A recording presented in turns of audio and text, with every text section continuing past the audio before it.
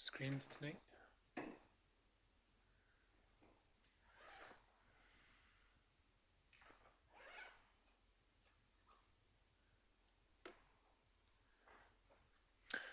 All right, good evening. We'll call the meeting to order. It's September 25th, our regular council meeting. We'll start with a moment of reflection tonight before we get into the approval of the agendas. So we'll start with a moment of reflection now.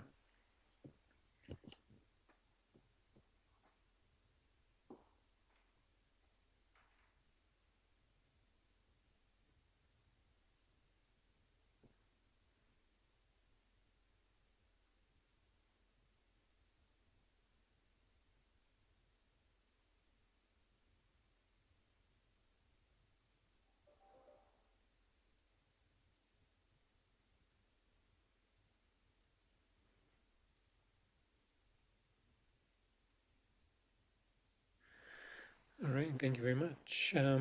Moving on to the approval of the agendas, we have a consent agenda which has about 4 or 5 items on. Is anyone wishing to pull anything from the consent agenda? Councillor Fox. I'd like to pull section C1BA, the public service announcements for further discussion. Okay, so that'll be your motion to approve the consent agenda while polling that one item.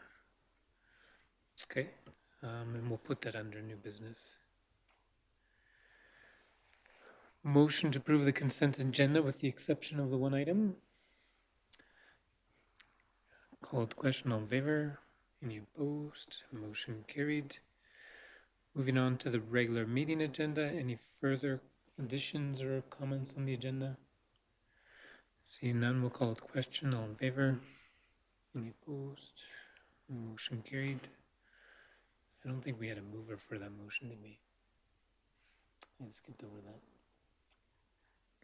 All right, Councillor Poitras makes that motion, sorry. Moving on, for the good of council, does anyone have something they wish to share with the whole council?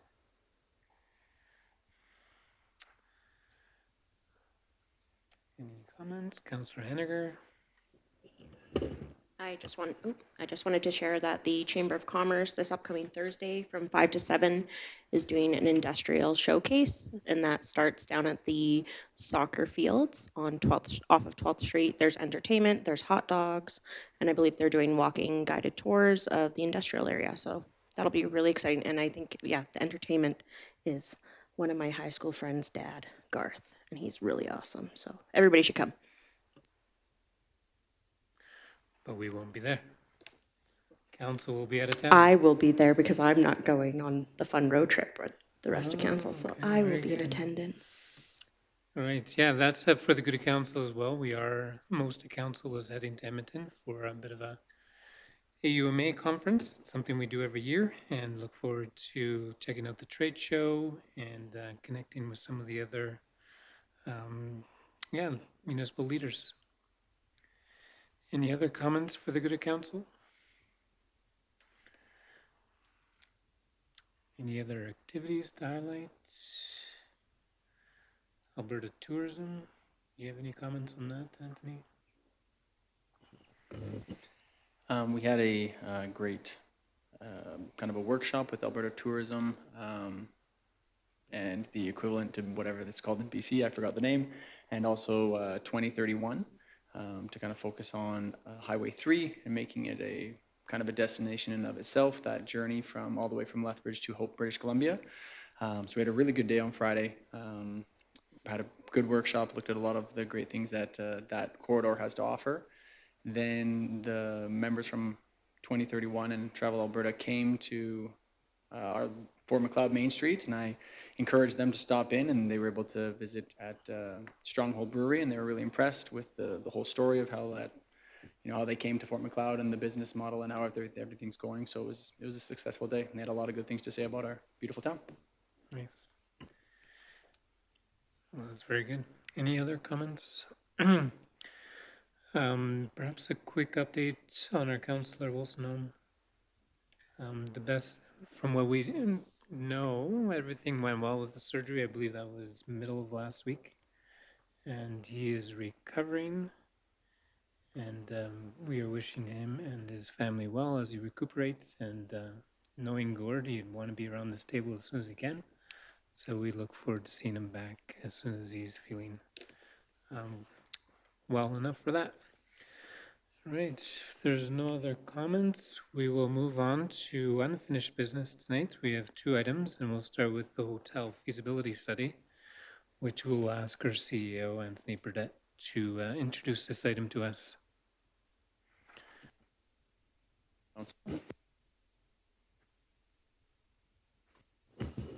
Before you, you have the hotel feasibility study submission. As was discussed at our committee of the whole meeting, we reviewed the study that was performed by Cushman and Wakefield to look at the possibility of a future hotel in Fort Macleod. Some of the details, kind of as an overview, it's about a 60-room hotel with small conference space, pool, and water slide. And so that was what they based their study on. They looked at surrounding communities and the potential occupancy that would be, the potential occupancy that would be required to be feasible. Cushman and Wakefield does not make a recommendation. They just provide their estimates and their projections. So this study we went over with council. It's been forwarded to the Chamber of Commerce as well, as they partnered with us to fund the study, as it was council's direction and agreed upon by administration.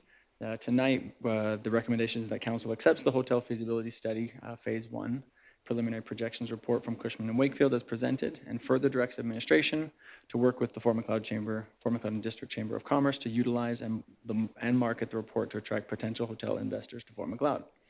Bit of a mouthful, but with something like this, it's not a one and done. There's a lot of work that's going to go into this to make this, use this tool and this information to potentially attract a future hotel to our community.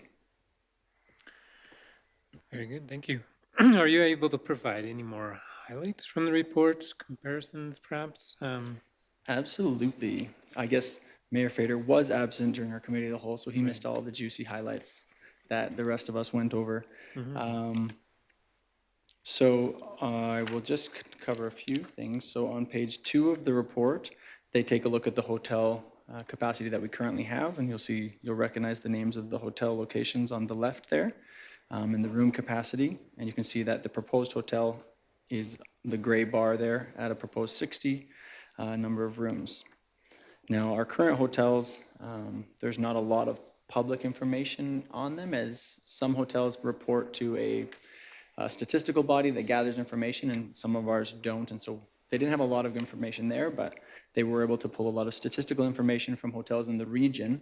So if you turn to page 3, you'll see some hotels in places such as Pincher Creek, Tabor, a few in Pincher Creek, Okotoks, High River, and High River. And so these were the hotels that they used to see in the area, as they would have similar patterns of occupancy and kind of seasonal changes. Page 4 just kind of explains what I said, what the subject property is, what they proposed would be the best suited for our community, given the market, which was a limited service hotel, 60 rooms, 900 square foot meeting room, breakfast, complimentary breakfast, business center, fitness center, indoor swimming pool, and water slide. The water slide was actually an interesting thing because it makes it a lot more expensive when you have a pool and water slide, but given that a high percentage of the usage of this hotel would be for sports tournaments, they considered that that was a must to get the occupancy that you'd be looking for. On page 5, really what they demonstrated here as we went through the study was just that occupancy has recovered since COVID, so they were excited about that things are looking up and it's not all doom and gloom as it looked like in 2020 with the hotel numbers. Don't have much to say on number 6. They did identify that there will be an additional hotel when the Queens is done. There'll be some rooms there, so that'll affect a little bit of the occupancy. And if we can just jump to, let me see. If you jump to page 8, so page 8 is where they make their projections on occupancy for the proposed hotel. And they said that it might be, if all was to go well, the earliest that it could be built would be 2027. And they project a 51% occupancy, and it rises to 53, 56, all the way up to where it settles at about a 58% occupancy. And so it was actually better than I anticipated. I'm not going to lie, I was a bit of a cynic on this one. I wasn't sure what kind of numbers would come back, but it's good to see that there's some potential there. And the next 2 pages, page 9, well, not 2 pages, page 9 and page 11, I believe, they break down some estimated expenses and revenues to see that what kind of net income the hotel could potentially get. And this is obviously excluding any financing costs and a few other things. This is just kind of their base estimation on what general costs running a hotel would be. Yeah, so it was nice to see that they projected that it could be a profitable endeavor for someone. All the while they did say that the hotel market in Alberta has been a bit slow or almost near inexistent. Not a lot of people are building hotels right now. There are some being built in Calgary, but for the rest of the area, not a whole lot right now. So they're expecting to see some changes in the market soon. So that's about it. So page 8 is really the highlight where it indicates that our subject occupancy would be 108% of market. So if it was a negative below 100%, that would be not in our favor. So it shows that we're at or above where the market's at in our area then, correct? Yeah, that's my understanding. Yeah. Yeah, because they want us to have, once we come into the market, they want us to have a certain share. And so we would start off with our share just because we are additional rooms. And then eventually going from the 51 to the 58 is like we're getting more of the share of the market because we're more established. Good. That's my understanding. Thank you. And then how the study will be used to the chamber, you said, and then to tie it to land perhaps as a marketing opportunity for potential. Yeah, and depending on the future direction of the chamber and council, this is phase 1 of the study. So the second phase of the study is significantly, it's just a small add-on. It's like, I think it was another $2,500, but we can get a more some more in-depth information. But they wanted to wait until we were pleased with what we have, and then we'll investigate that further. Okay. All right, thank you. Anyone prepared to make a motion on this agenda item as per the recommendation? Councilor Monteith makes a motion. Any further discussion or questions for administration? Debate? Seeing none, we'll call to question. All in favor? Any opposed? Motion carried. Thank you very much. All right, next up we have a request for proposal affordable housing initiative. And again, we'll pass this over to our CEO, Anthony Burdett, to introduce this to us. Thank you, Mayor and Council. This next item is quite a historic item, a monumentous item, as it's been since 2017 in the making. As I guess a little bit of background first. Just missing on paper.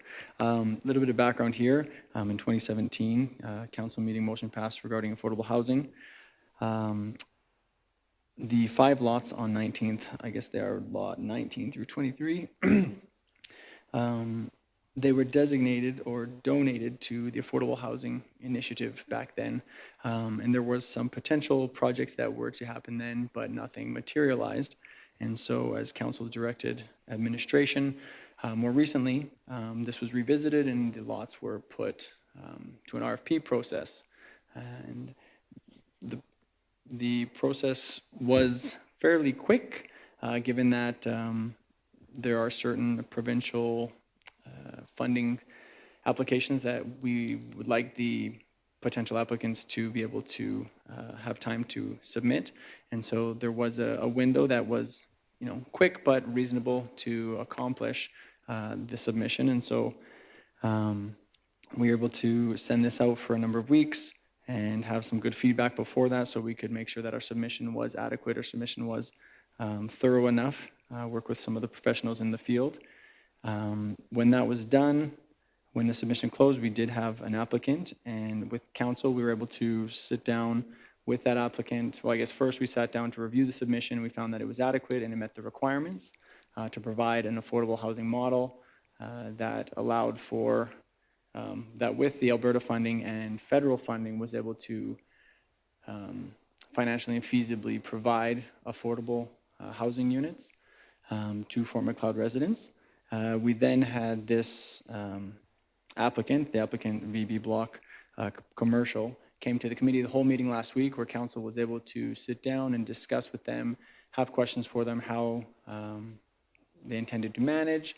They had extensive experience in building and managing rentals, and so a lot of the discussion was around the management of the affordable units, as that's somewhat new territory for them, but they're very eager and willing to work with town resources, with our FCSS, and a few things like that. They did demonstrate that they are willing and capable to reach out for the resources that they need, right? They've been working with individuals in the government to get through the funding applications and those types of things, so that it's nice to see that they're not just going it alone, but they're using the resources that are available to them. So I do believe that the discussion was the discussion that was had last week was very fruitful, and that we're able to see their perspective and the quality of what they were hoping to provide. It was also discussed in that meeting that they've demonstrated their commitment to the community, as they are committed builders and owners of property and businesses in Fort Macleod, and so I think that went far too.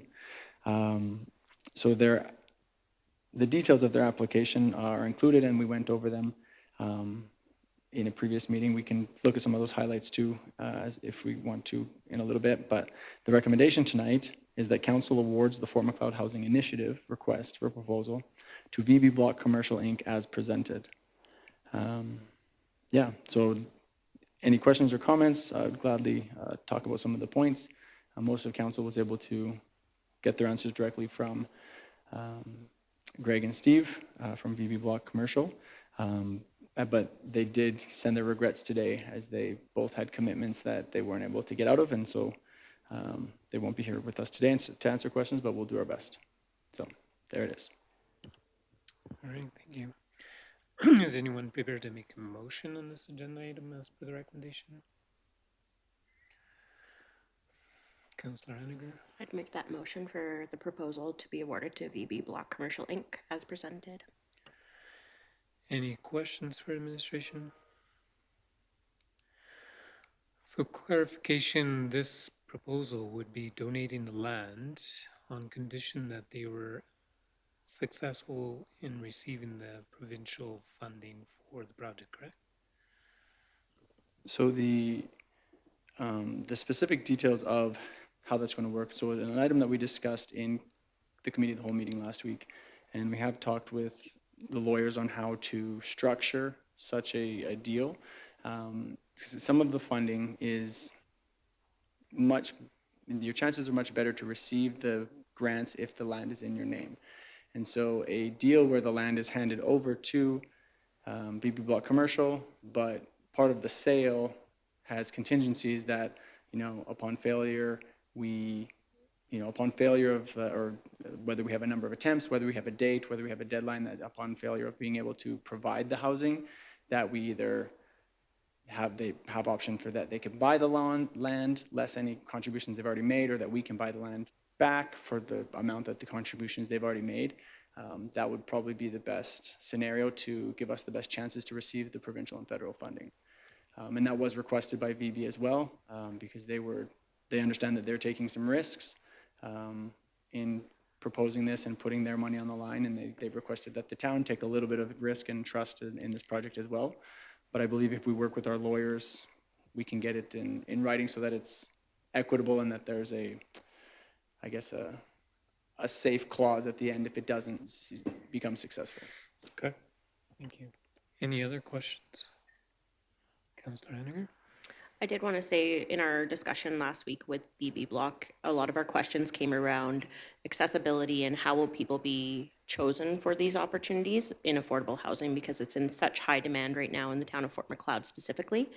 And they were, on my end, from not only an FCSS board member, but understanding how desperate we are of housing, I can see that they were sufficient in providing the answers, making sure that they're working with our resources, like Stacy with FCSS, who has the huge housing list, but really just working with those resource groups, and they are very well known managing landlords in our town, and they've done a lot of other affordable housing units, and working with other local resource groups to do that as well. And speaking to that, a big point that I did find was really good in our discussion is that they are local. They have been in the community for a very long time, and they are doing this because they do see a need, a huge need, and it's only going to increase over the next few years. So that is why I made that recommendation in that motion tonight.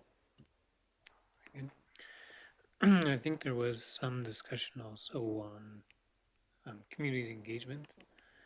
Is there any other comments on that that we can share? We it wasn't discussed in length, but it was discussed shortly in the committee of the whole meeting. And it was actually part of the, I guess, a requirement in the application. What did they call it? Yeah, so the commitment to the community, community engagement plan. So some of the things that they have listed in their community engagement plan is direct engagement with the neighbors, because they want to make sure that there's a connection there. Transparent information for the boards, because they, you know, as they reads here, recognizing the value of transparency, we intend to install information boards at the construction site itself.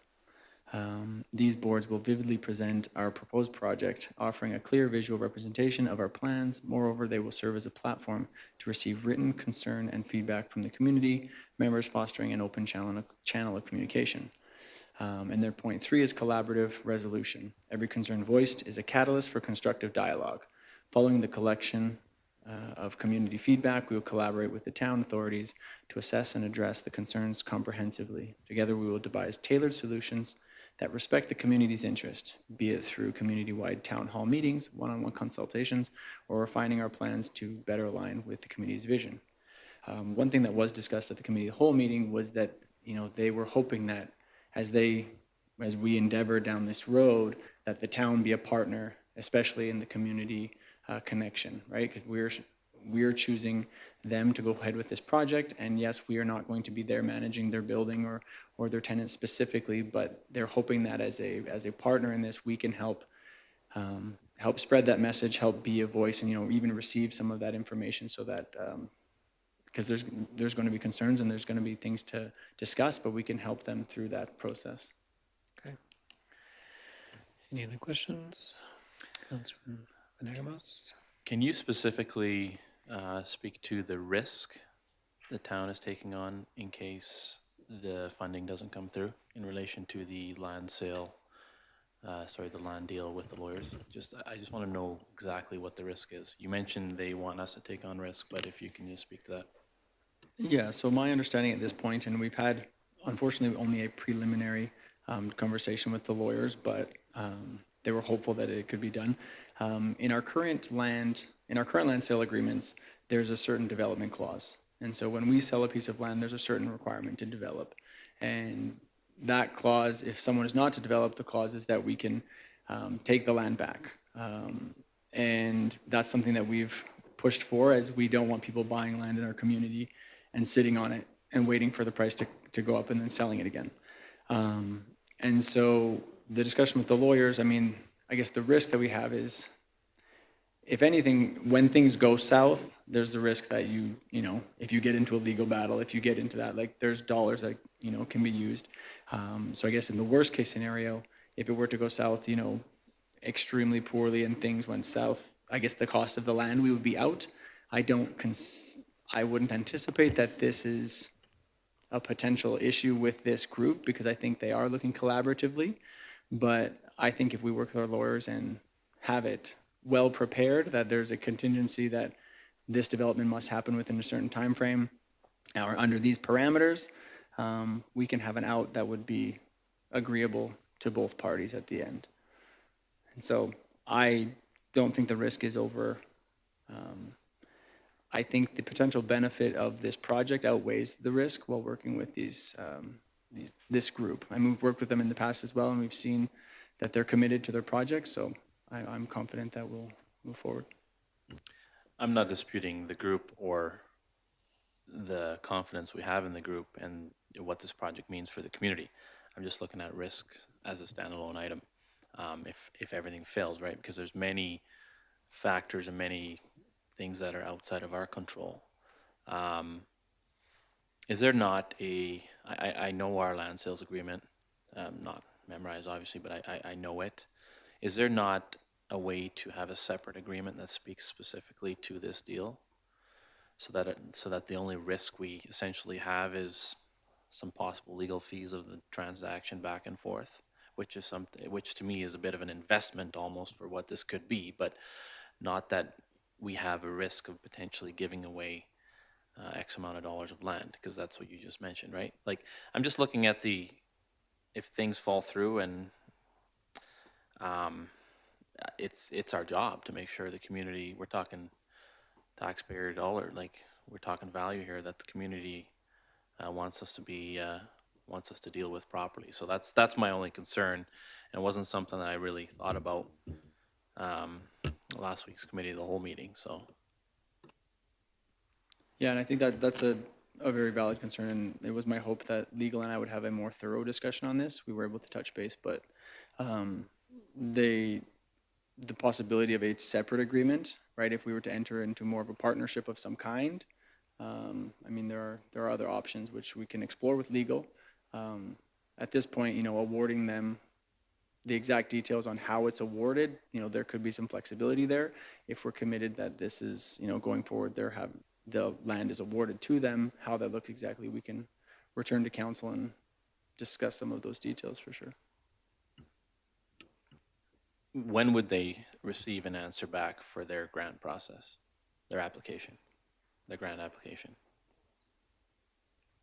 Yeah, so the grant application is due on October 15th. My understanding is that they'll hear back early next year, so 2024, January or March, if I'm not mistaken. So there's a time where kind of sitting and waiting. I mean, I don't think that, given what Greg has demonstrated in his application process and his keen ability to learn what's next, I think they'll be anxiously engaged in the rest of the process and getting things rolling forward. But yeah, we wouldn't know until the beginning of next year. Yeah, you think a sign and approved purchase contract might suffice? You never know, right? Subject to. But Yeah, what was explained was there's a potential that a signed and approved conditional sale might be, it gives you certain points with Alberta, with the Alberta funding. Owning the land gives you more points, but for the funding with CMHC, it has to be in your name. And that's what they're looking for the other side of the funding. So, all right, thank you. Any other questions on this agenda item? Councillor Henniger? I do know a lot of residents, and it was mentioned last week just about that we're putting up a bunch of housing down on 9th, and what does that look like for our communities? And it was discussed, and it's very preliminary right now, but how can we revitalize that area? Because if there's a lot of, say, families or just not putting up a bunch of housing and leaving it as is. So I do know the town was discussing and potentially working with planners in the future about having some sort of recreational or park over there. So maybe you could just speak to that, because I do think a lot of people worry when you go into a dense community and you just plow it full of housing, but then you don't have those spaces that created a community hub that we have everywhere around town. So yeah, I can speak to some of the preliminary planning for some green space down there. Administration's been working with some designers to get some preliminary renderings of some green space down on, I guess it would be on between 9th and 8th. So it would just be one block to the east. Council will be able to see these renderings this week later. We've got them in today, and we've got a few more adjustments to make, but it's kind of the idea. So we'd be looking at a phased approach to something that would eventually be the size of, that would compare to the size of Centennial Park. Because we recognize the density that's going to be happening there with the multi-unit. Obviously, council and administration need to figure out how we're affording that and phasing it in so that it is affordable as the community grows, the park can grow, and the space can grow as well, so that it supports the neighborhood that's growing in that area. Very good. Any other comments, questions? Seeing none, the motion is on the floor. Motion is to approve as per the recommendation. If there's no other comments or debates, I'll call the question. All in favor? Any opposed? Motion carried. Moving on to new business, item 1, letter of support for the Regional Housing Supply Initiative, and we'll ask our CAO as well to speak to this one. You guys are sick of hearing me speak today. No. Mayor and Council, thank you. Before you have a submission because of a request that came to us from And Villages and Alberta Southwest. The recommendation is that Council directs administration to draft let's draft a letter and send it to Honorable Jason Nixon, Minister of Seniors, Community and Social Services, supporting Alberta Southwest proposed regional solution for housing supply for proof of concept in principle.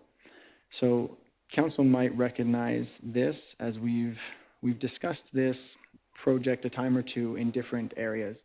This is the same project where we got a few months ago where we answered 5 questions to see how ready we were for housing projects.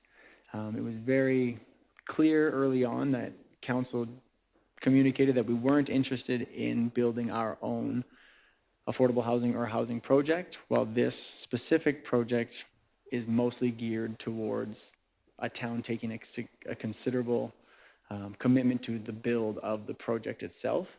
And so there has been some back and forth. We have worked a little bit with And Villages as they have some meetings, and we discuss it with them and with Alberta Southwest. And so right now, the town has taken the position that we support the idea, and we recognize the need for housing in our area, so we don't mind how it's structured, but we are not specifically interested in going that route and the town funding our own housing projects. And that was Council's direction. I think we brought it 2 times to Council as we talked about it.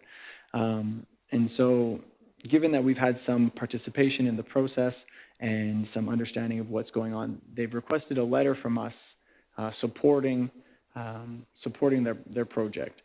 They've supplied 3 options, 1, 2, and 3, which are included in your package. The wording in the options speaks a little too heavily to the level of commitment that the town is willing to provide at this time.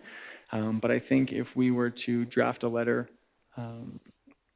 communicating our commitment to the idea in principle and recognizing the need and demonstrating that we can support it in principle and that we have been working with them and understand that, that these dollars could be well used by many communities around us, and that the housing need, the biggest piece is that the housing need isn't a local issue, right? Like, it's not Fort Macleod alone, it's the area. So if we can add our voice to this letter to help funding get to Pincher Creek, to Claresholm, to any other area in the surrounding areas, that would benefit our community as well. And so I think if Council so pleases, we can draft a letter that communicates that to better help them with their opportunity, as they are hoping to get up to $10 million in funding.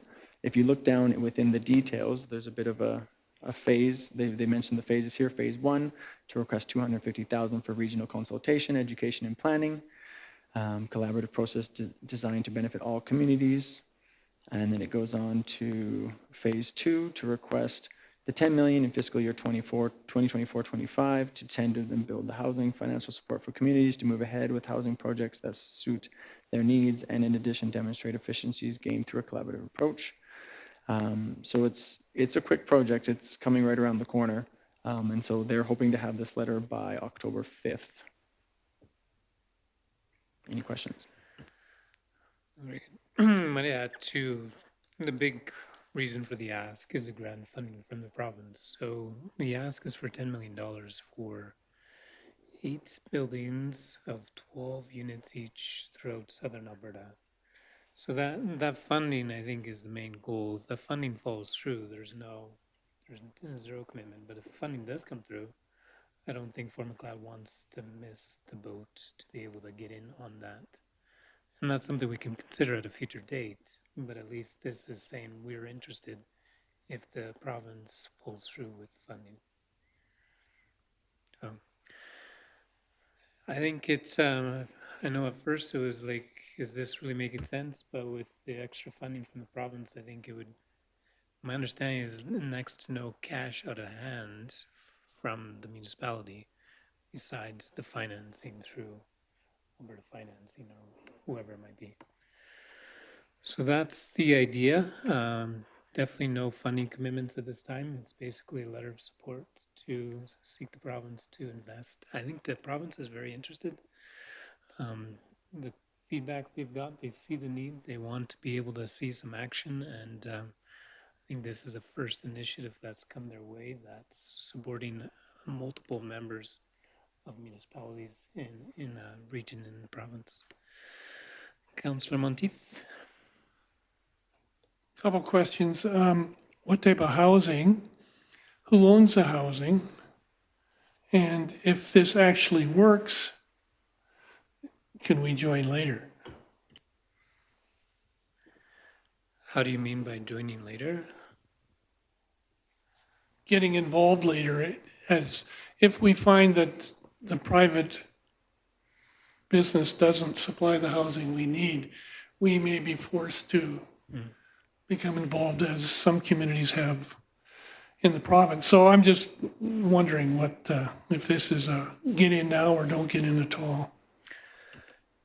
If I would understand, they would want commitment from 8 communities at the get-go. It's no 9th or 10th community that would get added once the project's going, because they're looking for economies of scale when they're doing a project like this, so they can go to one company to work on all 8 projects in 8 different communities at the same time. That's where they're going to get their economies of scale.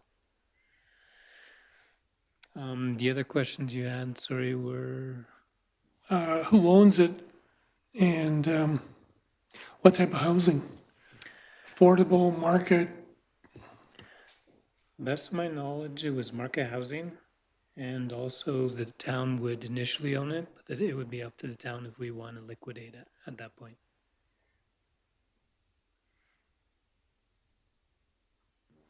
And one thing to consider here,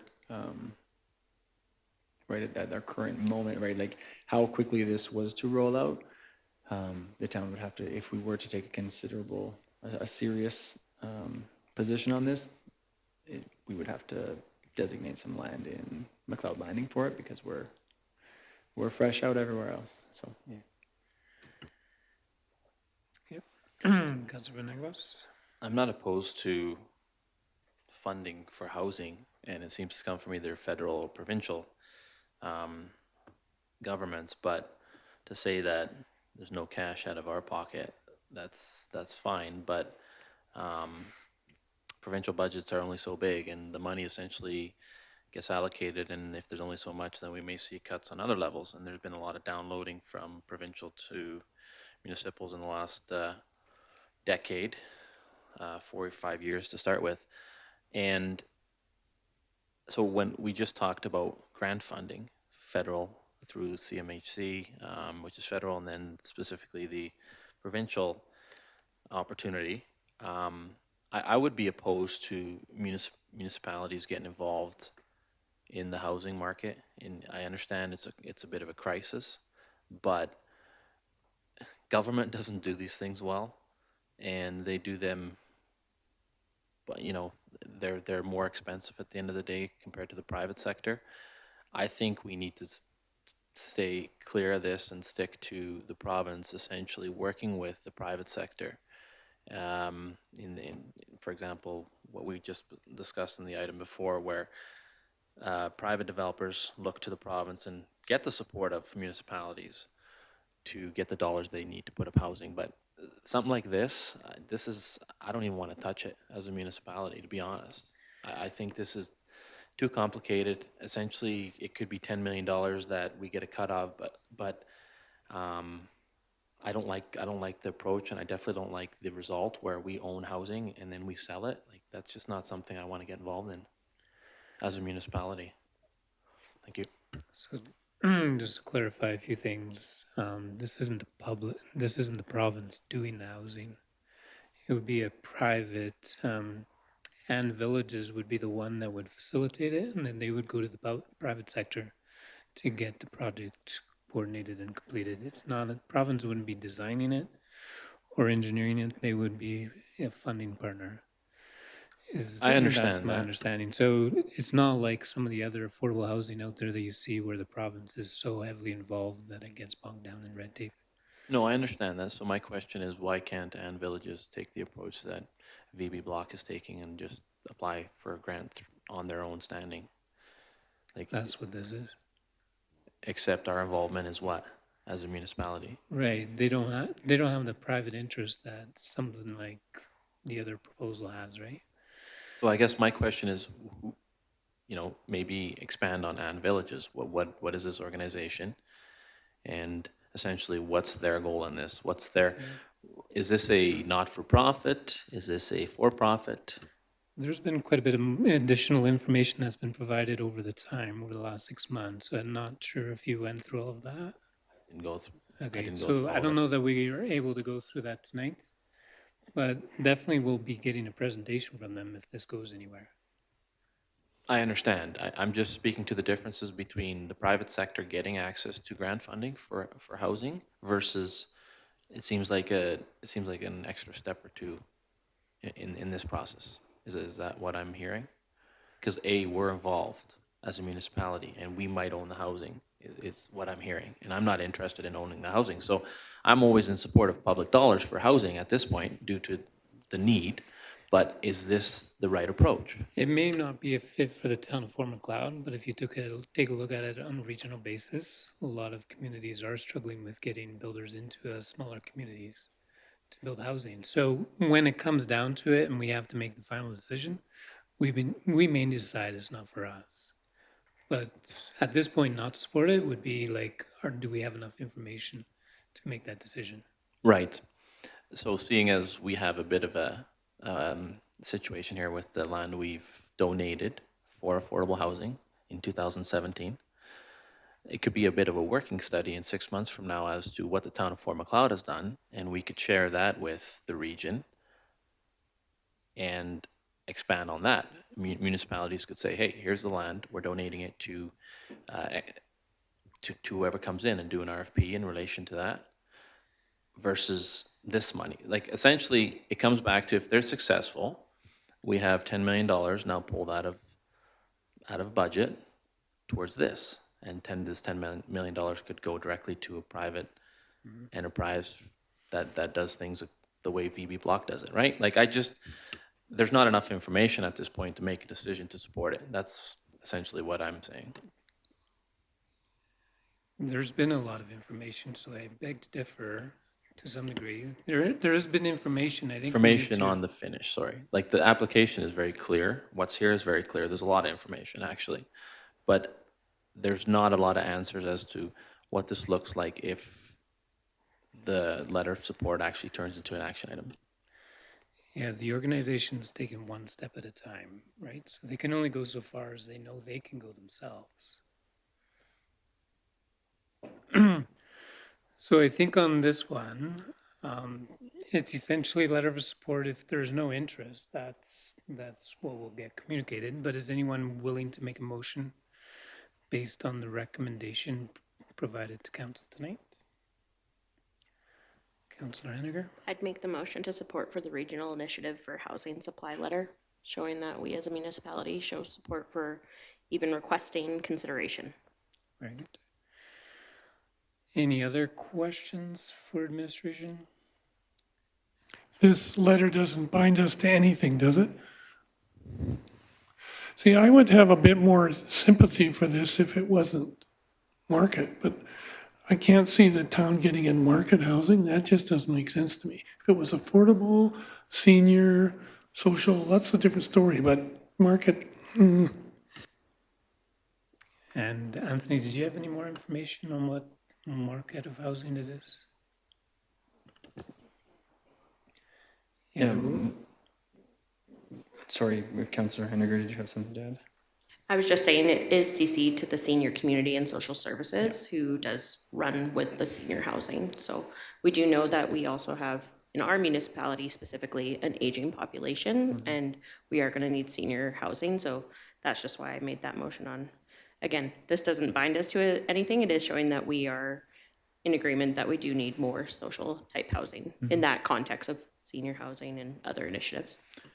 Yeah, and my understanding of, because we've had a few interactions with and villages in Alberta Southwest on this item, that it was kind of this, the specifics of exactly what type of housing wasn't necessarily specified at all times, because ultimately it would be a building that the town would own without, I mean, I think that would allow us to do certain things if we were interested. I think council has demonstrated that we're not really interested in owning it ourselves, but I think I would agree with Jim when it comes to, you know, the town would be a lot more motivated to do that. Council would be more motivated if it was specifically for affordable or seniors. And I'm sure if we were to do something, that's probably the direction we would go in, but I think they've given a little bit of latitude because they understand that each community's needs might be a little bit different.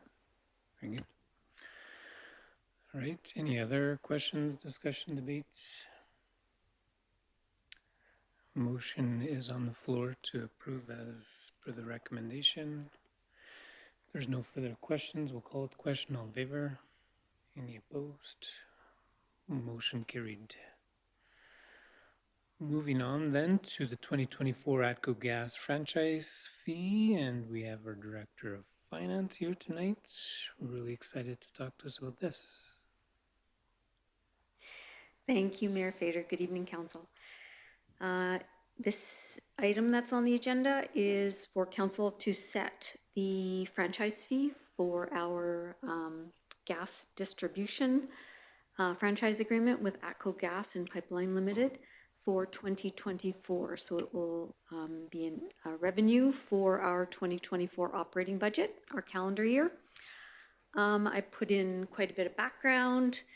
I did some research, tried to get some more information and pretty good explanations of what franchise fees are. So I hope it's helpful in council understanding kind of what franchise fees are and who actually pays for them. It actually is a fee that shows up on your ATCO gas bill or whoever your retailer is. It's I don't think it's called a franchise fee anymore. It's something different, but it is revenue that we set the rate for and they charge it to the consumer or the customer, and it comes back to the town, flows straight back to the town to give us to give us some money for us allowing them to put their infrastructure in our alleys or our roadways, that kind of thing. I put down the amount that's estimated in our 2024 budget, which is about $137,000 next year if we leave the franchise fee at 12.5%. And the franchise fee for gas distribution has been at 12.5% since as far back as I could find, 2011. It's never increased from there. The recommendation tonight is to leave it at 12.5%. I think it shows that council understands that it's tough times out there for a lot of people and businesses, and I think the town of Fort Macleod can hold the rate for another year and show that council understands that or is doing their part to hold costs down for businesses and residents and consumers. But I will take questions as always. Thank you. Thank you very much. Anyone prepared to make a motion as per the recommendation? Councillor Fox makes a motion.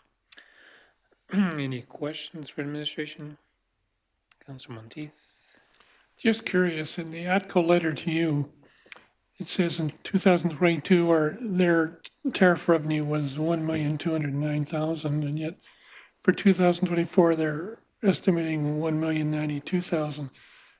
I wasn't aware that utilities were going down in terms of costs. So why is the total revenue going down? Any ideas?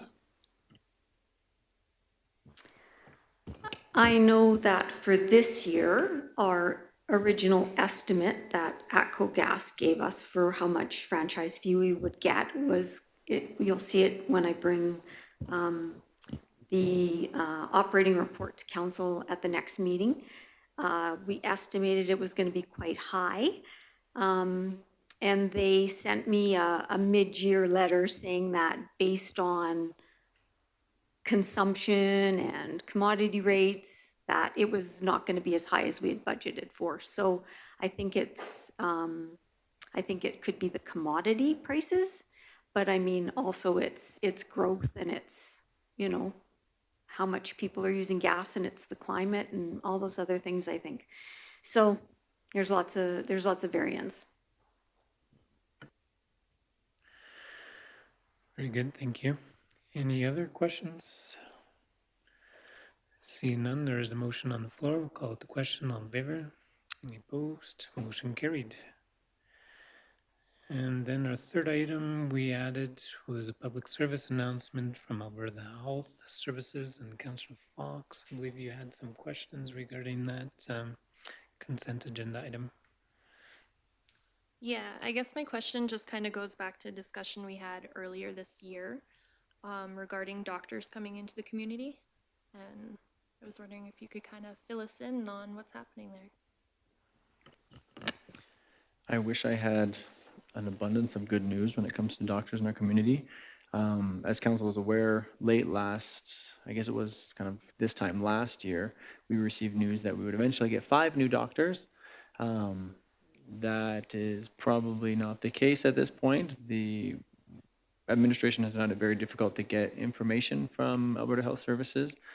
We did reach out as recent as a couple weeks ago to see where we are with this. You know, especially in response to some of these closures after the first one, we said, hey, like, how soon are we getting these doctors?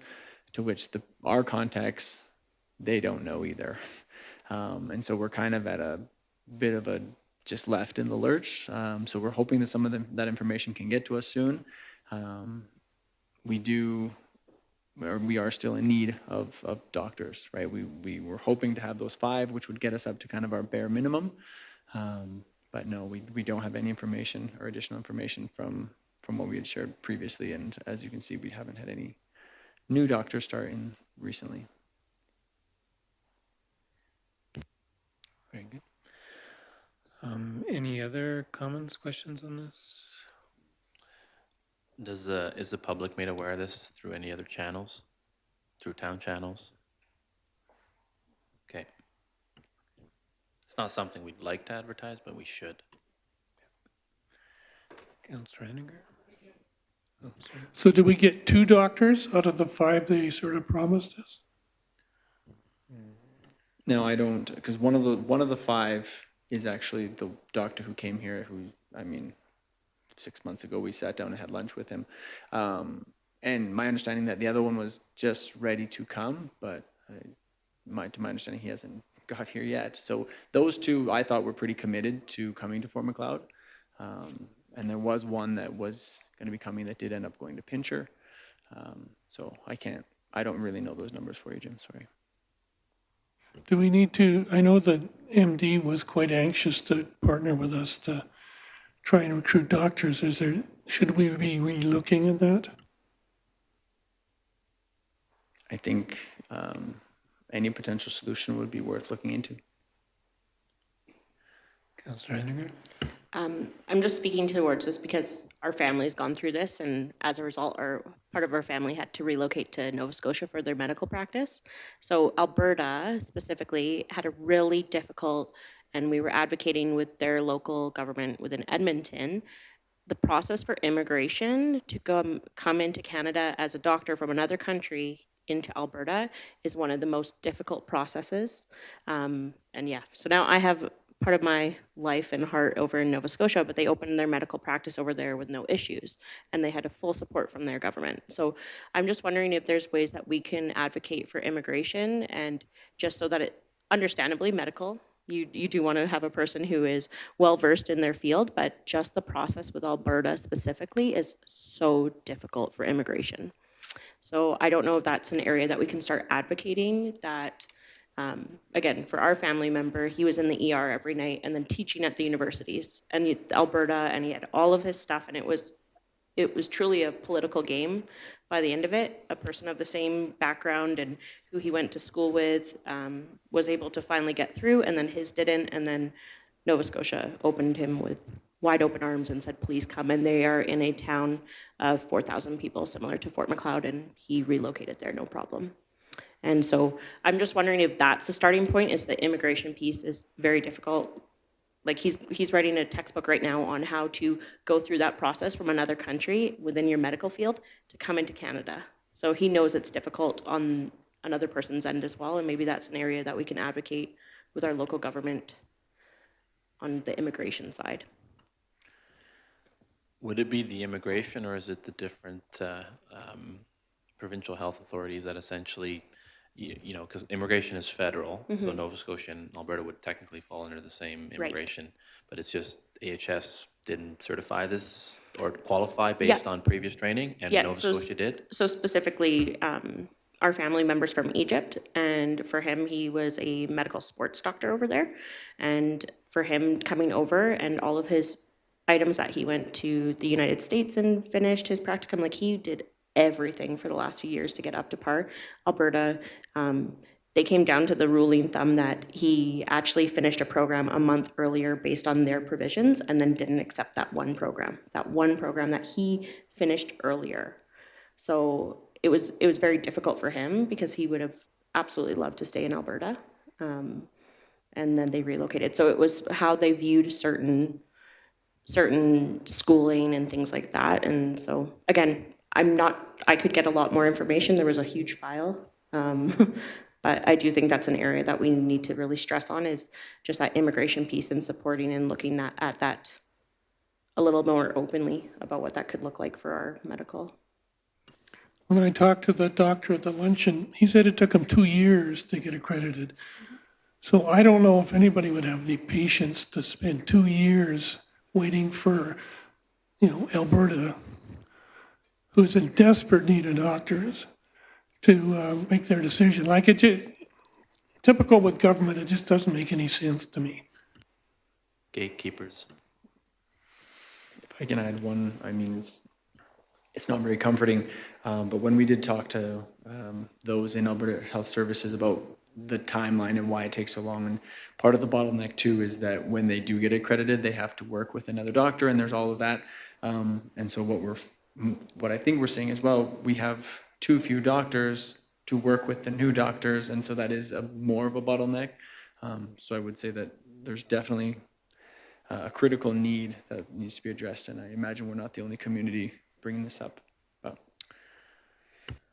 I think this week at the Alberta municipalities, I was just looking through the list of resolutions. I don't see anyone in there related to doctors. There's some on nurses.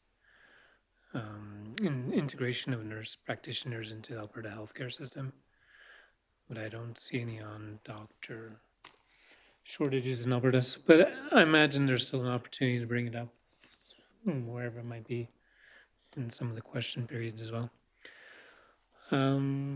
So any to-dos on this? We can accept this information. Beyond that, is there something else we need to act on?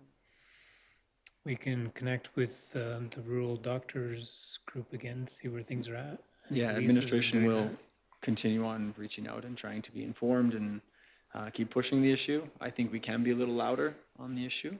I think when we were told we were getting doctors, we kind of, oh yay, and it kind of moved to the side, but then it didn't happen. And so I think there's our voice needs to be heard a little louder and I join think those. the who are- abbreviation is RPAP, right? Our rule, yeah, RPAP. So part of the resolution could accept the notices as information and direct administration to work more with RPAP. I think that's how you say it, regarding our doctor and nurse shortages.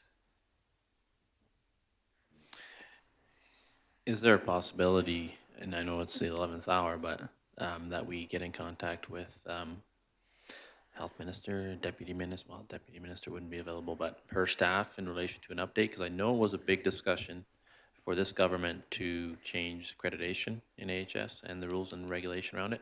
Unfortunately, health has been politicized to the highest degree in this province, and it seems like that's half the problem. But I'm just curious if there's any way we could at least get an update from the government, from the legislative side of this, because this is essentially legislation, right? Like, this is something that would be passed in in Edmonton and then be implemented. I think until we've exhausted our current, because I know we've gotten some emails from the regional director too and requesting participation on the South Region Board. So until we get more involved in those avenues, I think it might be hard to get an ear with the minister. That's my opinion. Because our RPAP's there to represent us quite well. And Right. they've been through a lot of different people in our organization. That's been the struggle with that. Yeah, and it would be a bit too late to try to request something formally.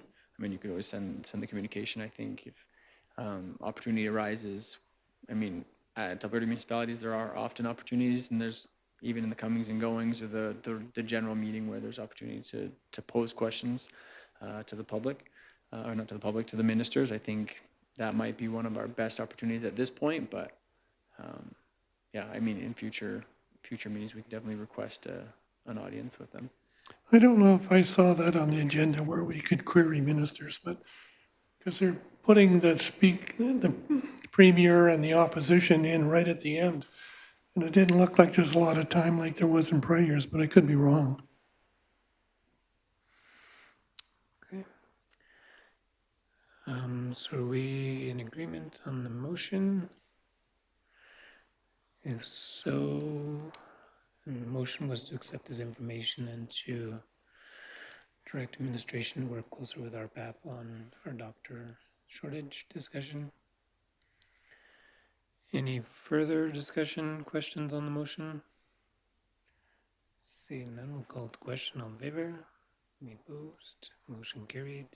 Thank you very much. And I believe that concludes our meeting for tonight. We are adjourned. Thank you very much.